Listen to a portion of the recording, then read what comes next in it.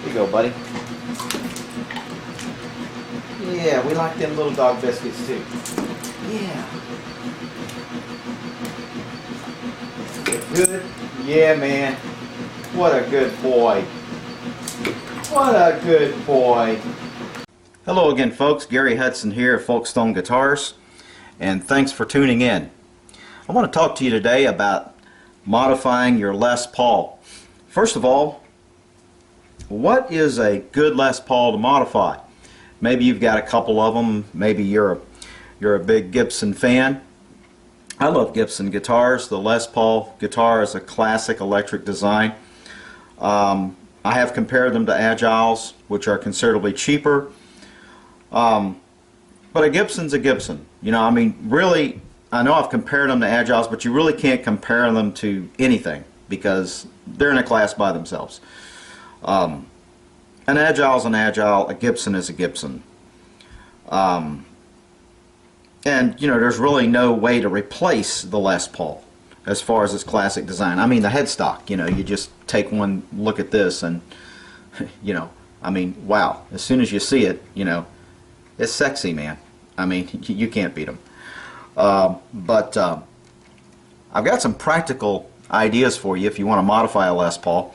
First of all, let's start with modifying a typical Les Paul Studio.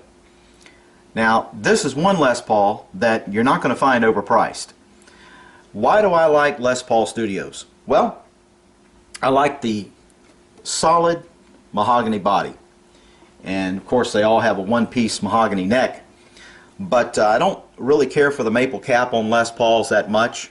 Of course, like I'm saying, I like the price on these. I mean, these things go for under $1,000 easily. And you can pick them up used, I mean, real cheap. But these are great guitars, and I like the solid, the one piece of wood, no cap. I think the cap sort of gives a little bit too much snap, which, you know, if you want more snap and you want more of a trebly sound in your guitar, to me, you just go solid body with good tone wood like mahogany, and you keep it nice and warm and dark, and then you improve it with your pickups and your tone caps and so forth, and what you do with your EQ section. So that's, to me, is the most practical way to do that. The number one thing I'd do with one of these, if I got it, would be to replace the what I call the butter knife tune-o-matic bridge, which has these cuts in it that the string goes over and causes a lot of friction and doesn't retain tuning very well. For a nice roller saddle bridge, I get these from Stuart McDonald for 35 bucks, and man, they're great.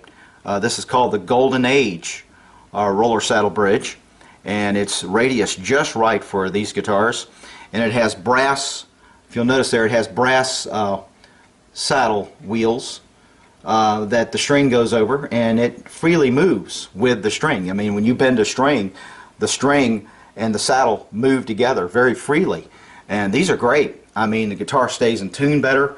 It's much easier to set up and move these saddles back and forth with a string that freely rolls on top of the saddle. And I just love the way they sound. Also, it helps reduce the risk of breaking strings. These stock saddle pieces, they've been known to cut into strings and break them very easily. But these don't. You don't break strings over these. And they're just great. The pickups in them are rather weak. They do come with good pots. The Studio comes with a better shielded cavity than a regular Les Paul does. It has a shielding plate. Some other Les Paul models have shielding plates, but all of these do. They have shielding plates. They have great pots. I would change the caps in them. I would put volume bleed, or what some people call treble bleed, circuits in them. I'd do that. But other than that, man, I tell you, these things are these things are awesome. I mean, you've already got a lot going for you. You've already got a Switchcraft switch in here. Hey, you know, I mean, one of the other things that you can do, of course, is put a bone nut in. You can replace these tuners with locking tuners, like I would recommend Planet Waves Trim Lock tuners.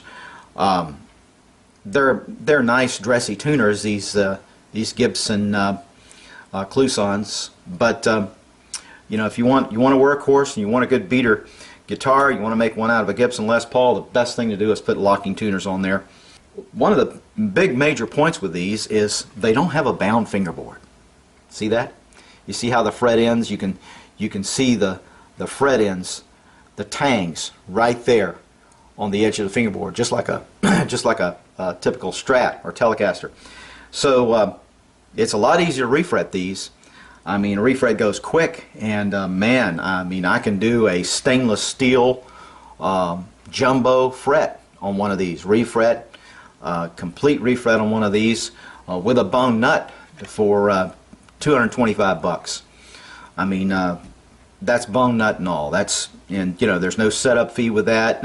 I throw in the strings, everything. Set it up the way you want. But hey, you know, a complete refret on one of these, wow. You know, I mean, and you really haven't enjoyed playing a Les Paul until you've played one with jumbo stainless steel frets. I mean, man, it's just so slick the way they play. This one, though, has the stock nickel frets still on it, and they're getting a bit worn down. I've noticed that these are what I call the bobby pins. They've worn the crowns completely off. They don't really have very deep divots in them, but from string bending, the tops of the crowns are wore quite flat, which takes away from the intonation accuracy of the guitar, because a crown on a fret needs to come up and be rounded so that it can be fretted right in the center of the fret, right at the intonated point when you fret the guitar.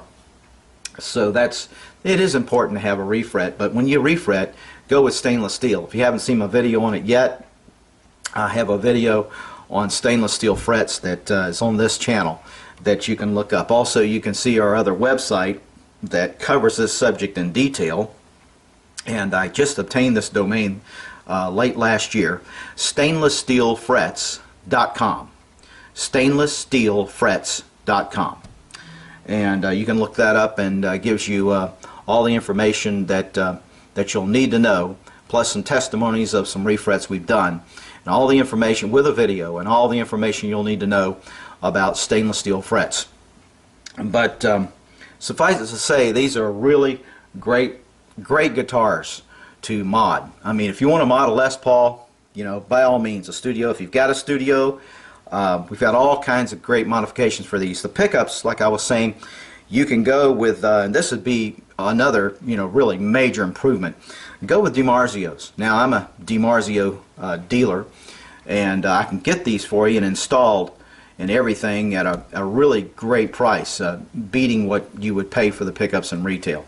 So if you get them through me, and we go with an installation and all, I mean, we can improve a lot of things. I throw in the oil cap and the caps and the treble bleed circuits and everything for you, and just do a nice rewiring, and it really comes out nice with the DiMarzio humbuckers. And you can go with a master PAF set, which is an excellent set for this guitar.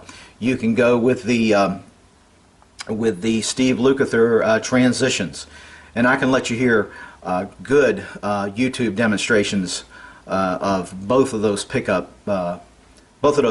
sets, and you can make a choice based on that. But there's some great options for this. I love these guitars. Look at that, man, solid mahogany.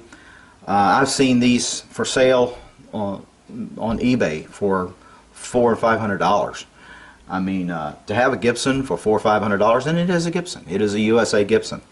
Like I said, a Gibson is a Gibson. Really, it's in a class all by itself. I mean, practically speaking. I mean, you say, well, Agiles are better. Yeah, I know Agiles have advantages over these Les Paul. Agile Les Pauls definitely do. No question about it. Their neck through 3200 is the bomb. I mean, it's great. However, think about this. You know, there wouldn't be Agile Les Pauls if it hadn't been for a Gibson Les Paul, right? I mean, this is a first. You want to own an original? Hey, get an original. You know, I think it's good if you have Agiles to have a Gibson also. I like my sweatshirt here that my friend Casey Howell made for me. he took his Gibson Les Paul Custom, and he owns an embroidery business, DAC Embroidery, up in Charlotte, North Carolina. And you ought to get in touch with this guy about hats, shirts, any kind of embroidery work. He's just tops. I mean, the most professional embroidery work I've ever seen comes out of his shop, okay? I mean, it's the best stuff in the world. And he did this. He, of course, photographed it, and then he did this. This is all thread, man. I mean, you know, the gold thread, the silver thread, everything. I mean, it's perfect, you know, and it's warm. It feels good on a day like this. You know, it's getting kind of cool down here in Florida. You know, us Floridians are kind of spoiled. You know, we don't like much cold weather, so we got to bundle up real good. And hey, man, love these things. He took his Les Paul. He had a Les Paul Custom, black Les Paul Custom, and man, you know, what a job. I mean, right down to the strings. I mean, look at that, man. I mean, right down to a gold screw, you know, and the truss rod cover. I mean, that's really cool. Oh, speaking of truss rods, that's another thing I like about the Les Paul Studio. Les Paul Studio has got a 5/16 adjustment nut rather than an Allen. By the way, that's a good way to tell whether you've got a Chinese Les Paul or a USA Les Paul. I've seen a lot of videos out there on YouTube about going over all the details of how you can tell a Chinese Les Paul from a USA Les Paul. Well, there's only really one thing you need to do, okay, and this settles it. I mean, if you've got a Les Paul and you're wondering whether it's made in China or not, pop the truss rod cover and look at the truss rod adjustment. If it has a 5/16 hex nut, it is a USA. I mean, all of them do, okay? If it takes an Allen wrench, like a 4mm, it is an Asian Les Paul. It's probably made in China, and it's a bootlegger. So that's all you need to do to settle the question. But I like and I prefer the 5/16 nut adjustment. It's very smooth, and Gibson has great truss rods. And anyway, these are tremendous guitars to modify. I like the price. I like the fret access. They're light. You know, I mean, I've never seen a heavy Les Paul Studio. I mean, all of them that I've worked on and had the privilege of setting up for my customers, they're all nice and balanced and light. Sure have had some heavy Les Paul standards in here, let me tell you. Man, some of them things, gosh, you talk about a tank, man, I mean, it feels like you're back in the military, you know, wearing a duffel bag over your shoulder. And but man, these things here, they are really, they're just handy dandy. So anyway, hope this is giving you some ideas about your Les Paul mod, and let us know if we can help you out. Thanks.